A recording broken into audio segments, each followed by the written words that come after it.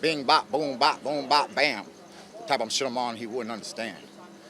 And, at the end of the day, man, to do what I do and to live this life, man, it's been a 29-year road, you know.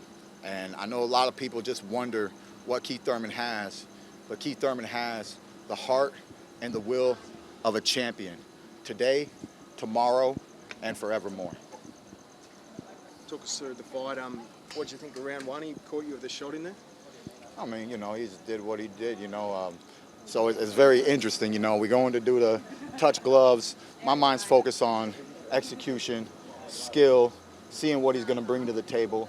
I knew that was his strong suit. What he gave me in round one, that's what he wishes he can do for 10 rounds, right? I just knew I'm not going to make the fight like that for 10 rounds, So I just wanted to see what Brock really feels like. And it was the animosity that he had that gave me this idea. I didn't fully have that idea locked in until I approached him and we go to touch up, and he's still like, oh, let's see who really wants it now. He's still bridging up on me out here, And so I said, all right, he's got this much animosity pent up in him. He's been waiting all week to finally do something.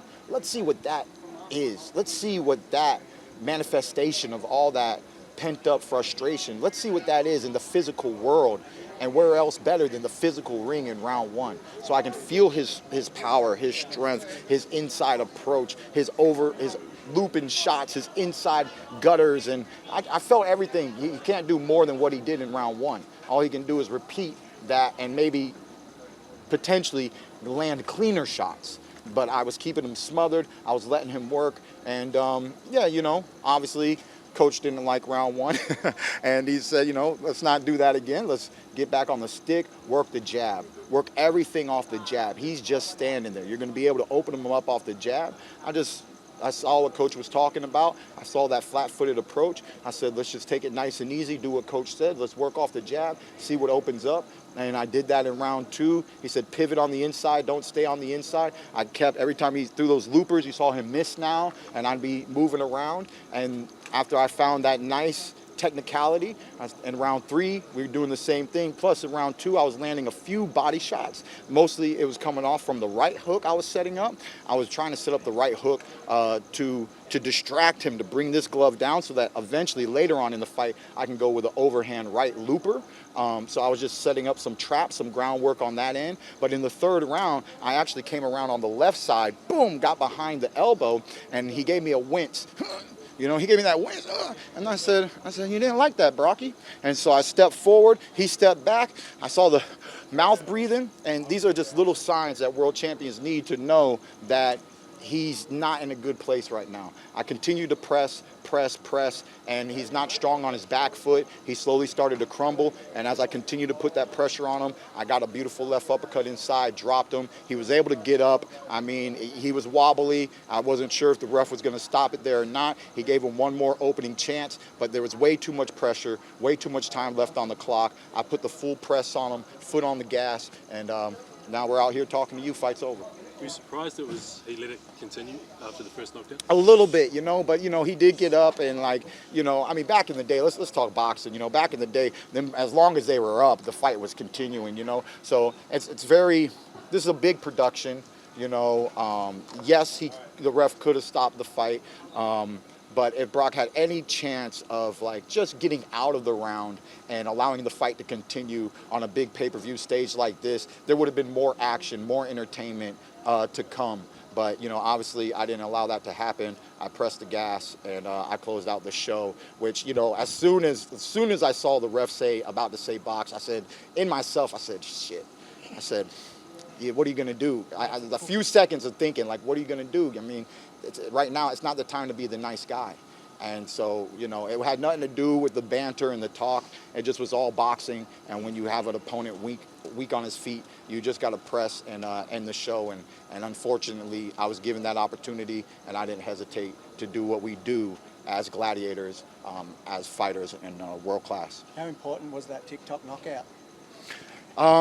Ironically, it's really just important to get back in the ring. It was important to make a statement. We had a lot of good hype. I mean, you can't A lot of people have been laughing all week. They love the antics. They love the robot walk, the brick walk that I did. It was the last moment I could tease him. And I didn't know, because when I first got in town, Brock was real stale. He was like a stale potato chip. He had nothing to say, nothing to do. And then as I keep poking at him, I don't know, somebody must have gotten in his ear and been like, look, man, he's in your city. He's in your town, bro. You can't let this chump come in here and talk like that and do it. Whoever got in his ear, I'm grateful, because it brought out a little bit of flavor, brought out a little bit of sugar, a little bit of spice from Brock. And it made the whole week a little bit more entertaining. And he was able to, try to do something in round one. And it was a good fight. I told him at the end of the fight when I went over there, I said, I love you. I've never hated you. This is all business. Best of luck to you. Okay, how does your boxing IQ match up against, say, Tszyu? I mean, look, man, you gotta understand boxing. I was a 7-time national champion as an American fighter. I had probably about 80 to 81 wins, 11 losses before I ever turned pro. I was the Olympic alternate, similar to Mike Tyson. If you really know Mike Tyson's amateur story, he lost in the Olympic trials in the finals, and he did not get to go to the Olympic Games. Similarly, I did the same. I lost to a beautiful world-class fighter known as Demetrius Andrade in the finals of our USA Olympic trials, and it was Andrade who went on to the '08 China Games representing America. So I've always just been in the ring with some of the best. I never lost an international event as an amateur. I fought Canada and I fought Ukraine. Really fun story for you guys. USA versus Ukraine. Ukraine brings their A team. USA brings about C team. And everybody loses to Ukraine except for 2 fighters on the USA team. Would you like to know the name of those 2 fighters? The name of those 2 fighters are Keith Thurman and Sean Showtime Porter. The 2 fighters that beat Ukrainian fighters became world champions. And on the amateur stage, that just tells you the class that Ukraine brings in. We know from world champions in the past, the Russians, the Ukrainians, they really do learn boxing well, teach boxing well, and execute sometimes dominantly on the world stage. So the fact that Keith Thurman and Sean Porter were the only 2 Americans to win and came on to be world champions really says something about the country of Ukraine and what they produce when it comes to boxing. So my history is long and deep, and that IQ is real, man. That's why I was able to just do what I wanted to do in round 1, which was just let him show me his strength, his power. And then in round 2, slowly start to execute tactics. And then in round 3, picking my shots, they all just ended up being in my favor, and I closed the show. What's the motivation to fight Tszyu? Why do you want to fight Tszyu? It's for you. It's for you. It's for this country. And it's a little bit for me on the note of I signed my contract last year in 2024. I trained hard in preparation for Tszyu, and I popped my bicep tendon in the 11th round of sparring in preparation for that fight. I walked away from big money in Las Vegas, the type of money that makes you want to fight one-handed type of money, okay? Now, at the end of the day, with my faith in the sport, with my faith in myself and my faith in God Almighty, I said, you know what? The Lord is good, and if one door closes, another door shall open. Being here today is the evidence of my spirit, evidence of my resolve to always stay true to oneself, to give you guys the best performance that I can, and not just fight for the money, which is really hard to do at the top level. A lot want to fight for the money. I fight for the glory. I fight for the legacy.